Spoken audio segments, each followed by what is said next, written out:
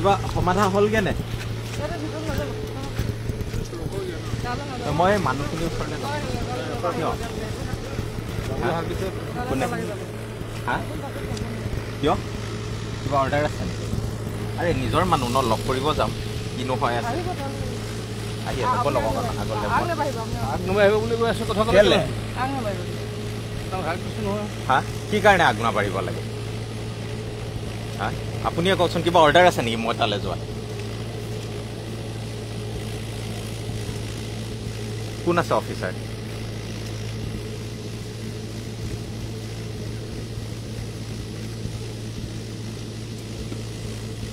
কি হৈছে কিনো ঘটনাটো কি হ'ল কি হা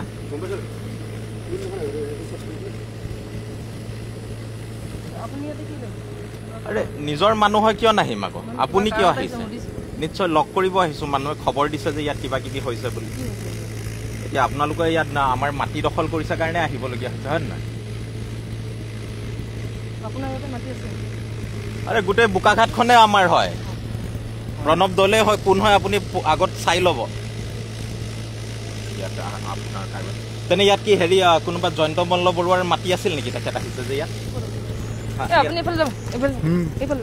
মই ৰাইজক লগ কৰিব যাম একো নাই আমি ৰাইজক যদি মনাব পৰা মানুহ আমিয়ে আছো সেইটো জানেই কিয় মোৰ এগেইনষ্টে কিবা অৰ্ডাৰ আছে নেকি তেনে মই পথাৰত আহিবই পাৰো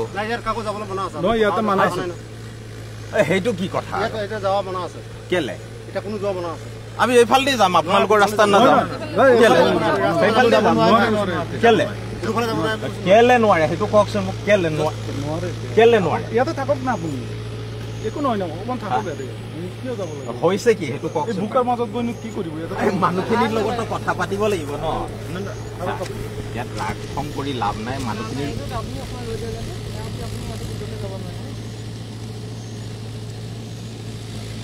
ভালে আছ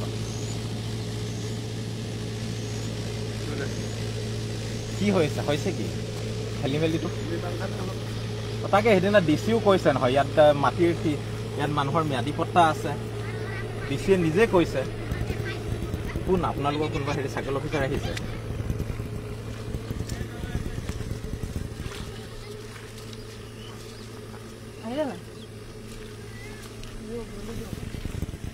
হেৰি হ'ল কি হৈছে কি কওকচোন বাৰু মানে ঘটনাটো কেনেকে কি হ'ল আপুনি গম পোৱা নাই নেকি সেইটো মানুহে নিজৰ মাটিত খেতি কৰিব দিয়া নাই খেতি কৰিব বিচাৰিছে সেইটো আপোনাৰ মাটিতো খেতি কৰিব নিদিলে আপুনি কৰিব বিচাৰিব হয় নহয় সেইটোৱে হৈছে আপুনি যে সুধি আছে সেইটোৱে হৈছে তেনে এতিয়া আমি লগ কৰিব যোৱাত আপত্তিটো আহিব নহয় আপোনাৰ লগ কৰিব মানুহ আহিব নহয় ঠিক আছে মই তালৈ গ'লে আপোনালোকৰ কাৰণেও অসুবিধা নহয় এনেই মিছামিছি ইয়াতনো নাটক এখন কিয় কৰিব লাগে আপোনালোকে হয় নহয় কি হৈছেগে বাইদেউ নাটকে কৈছে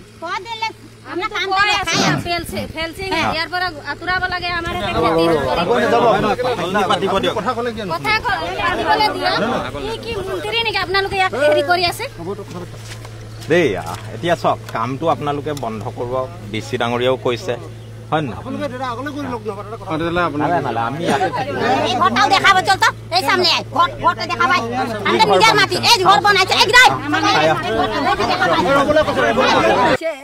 কে বটে আমাদেরকে দেখা দে আমরা হাই কাজিয়া নাই লাগবো বলছি না ও আসে কোন আমাদেরকে বল যে এই মাটিটা हमके লাগবে কিবা আমাদের এই যে ক্ষতিপূরণটা লাগবে আমাদেরকে তো কোনোই নাই বলছে আসছে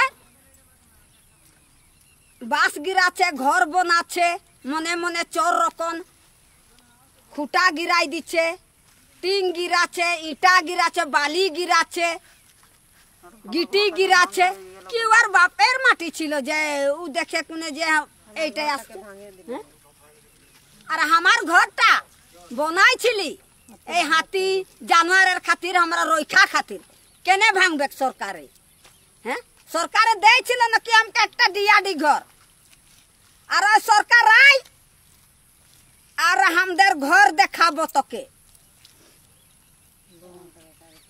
আমাদের ঘর দেখাবো ঘরের পরিচ্ছতি দেখাবো যে কি রকম আর खेती করা মাটির জায়গায় ঘর কেনে ভাঙবে নিজের মাটি ঢুকতে নিজের মাটিটাই নিজে ঘর বানাইছি কারো অধিকারে আমরা ঘর নাই বানাইছি আজ কেনে ভাঙবে আমার ঘর হ্যাঁ আজ বলছে কে ভাঙলো আমার ঘরটা? আজ মানুষ না থাকা অবস্থায় কি কারণে ভাঙবে ঘরটা? কার অধিকার ছিল? আজ যে একটু আমরা একটা কোন করে দিলে গাদা মারা পুলিশ আর্মি কার কারণে আসছে? অতুল বরার কারণে আসছে। অতুল বরা আমাদেরকে নাই আর আমাদেরকে এই জবাব দে মাটি লিবে না আর আমাদের জাল লিবে। খালি মাটি লিবে না জাল লিবে, অতুল বরাকে লাগিবই।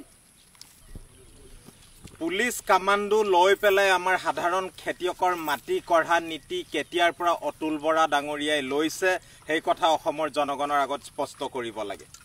বোকাখাটৰ বিধায়ক তথা অসমৰ মন্ত্ৰী অতুল বৰা ডাঙৰীয়াক আমি স্পষ্টভাৱে আজি ইনলে পথাৰৰ পৰা কৈছোঁ, এই সাধাৰণ আমাৰ খেতি কৰি খোৱা মানুহখিনিৰ মাটি আপুনি কিয় কাঢ়িবলৈ আহিছে? আপোনাৰ এইকণো অসমীয়াৰ তেজ নাই নেকি যে সাধাৰণ খেতি কৰি খোৱা মানুহক আপুনি সুৰক্ষা দিব লাগে বুলি? এইখিনি মাটি আমাৰ ককা আইতাই খোলা মাটি আৰু ইয়াত আমাৰ ককা আইতাই ইয়াতে মৃত্যুবৰণ কৰিছে। আমাৰ ল'ৰা ছোৱালীক আমি পোহপাল দি আছোঁ আৰু এই অকণমান মাটি য'ত আমি আমাৰ পৰিয়ালক পোহপাল দি আছোঁ সেইখিনি মাটি আপুনি কিয় কাঢ়ি ল'ব লাগে? এই কথা কিন্তু আমি মুঠেও ভাল পোৱা নাই। সমগ্ৰ বোকাখাটবাসীয়ে আমি ক'বলৈ বিচাৰিছোঁ যে বোকাখাটত আপোনাক বিধায়ক বনোৱা হৈছে কেৱল মাত্ৰ আমাৰ পৰা মাটি কাঢ়ি ল'বৰ কাৰণে নেকি? যদি সেয়াই নীতি আপুনি স্পষ্টভাৱে কওক, কিয় লুকাই আছে এতিয়া? ডক্টৰ হিমন্ত বিশ্ব শৰ্মাৰ আউটাৰ পিছত বা গ্ৰেণ্ড হায়াটৰ ঢাকনি লৈ পেলাই আপোনাৰ সাহস আছে যদি অতুল বৰা ডাঙৰীয়াক স্পষ্টকৈ কৈছোঁ, আপুনি বোকাখাটৰ বিধায়ক হয়, বাগানৰ হাজাৰ হাজাৰ মানুহে আপোনাক ভোট দিছে। আজি বাগানত আজি কাম কৰি খোৱা হাজিৰা কৰি খোৱা তেখেতসকলৰ পাৰ্মানেণ্ট চাকৰি নাই, থাকিবলৈ জাগা নাই, সেইখিনি মানুহৰ মাটি কিয় আপুনি কাঢ়ি লৈছে? আজি কিন্তু স্পষ্টভাৱে আপোনাক আমি ওলাই আহিবলৈ প্ৰস্তাৱ দিছোঁ। আমাক যি ধৰণে আপুনি পুলিচ মিলিটাৰী লগাই ইয়াত হাৰাশাস্তি কৰিছে, আপোনাক আমি কৈছোঁ যদি আপুনি আমাৰ বিধায়ক হয়, বোকাখাটৰ মানুহৰ যদি আপুনি বিধায়ক হয়, তেনে সাহস দেখুৱাওক আৰু আপুনি ওলাই আহক, আমাক স্পষ্টভাৱে কওক যে বোকাখাটৰ মানুহৰ ইয়াত কোনো অধিকাৰ নাই। মই বিধায়ক হৈছোঁ কেৱল মাত্ৰ দিল্লীৰ কথা শুনিবৰ কাৰণে বা ব্যক্তিগত গ্ৰেণ্ড হায়াটৰ দৰে কোম্পানীৰ কথা শুনিবৰ কাৰণে, তেতিয়া আমি নিজে বিবেচনা কৰিম। যদি সেইকণ আপোনাৰ সাহস নাই তেনে আপুনি পদত্যাগ কৰক। বোকাখাটৰ ৰাইজক আপোনাক কোনো প্ৰয়োজন নাই যদি আমাক অকণমান সুৰক্ষা দিব নোৱাৰে। কিয় লাগে এটা বিদেশী কোম্পানীক আপুনি মাটি দি দিবৰ কাৰণে? আমাৰ পেট ভাত নাই বিদেশী কোম্পানীৰ কাৰণে ইমান দৰদ আপোনাৰ? সেইকাৰণে অতুল বৰা ডাঙৰীয়া এইবাৰ অইন কোনো ইয়াৰ কাৰণে জগৰীয়া নহয়। ইয়াত ডক্টৰ হিমন্ত বিশ্ব শৰ্মা যেনেকৈ জগৰীয়া ঠিক তেনেধৰণে সমানে কিন্তু অতুল বৰা ডাঙৰীয়া জগৰীয়া। ইয়াত DCSDৰ আঁৰত আপুনি লুকাই নাথাকিব। অতুল বৰা ডাঙৰীয়াই আমাৰ মাটি কাঢ়ি নিছে। অসম গণ পৰিষদৰ সভাপতি তথা অসমৰ এজন জ্যেষ্ঠ মন্ত্ৰী অতুল বৰা ডাঙৰীয়াই বোকাখাটৰ জনগণক এনেকৈ কৰাটো আমি মুঠেও সন্তুষ্ট নহয়। সেইকাৰণে আমি এইবাৰ কৈছোঁ, যদি আপুনি অতি শীঘ্ৰে আমাৰ মাটিৰ অধিকাৰ আমাক নিদিয়ে তেনে আমি ৰাজপথলৈ ওলাই আহিবলৈ বাধ্য হ'ম। আপুনি সাজু কৰি থওক আপোনাৰ পুলিচ মিলিটাৰী, বোকাখাটৰ কিমান জনগণক আপুনি এৰেষ্ট কৰিব পাৰে আমি চাম।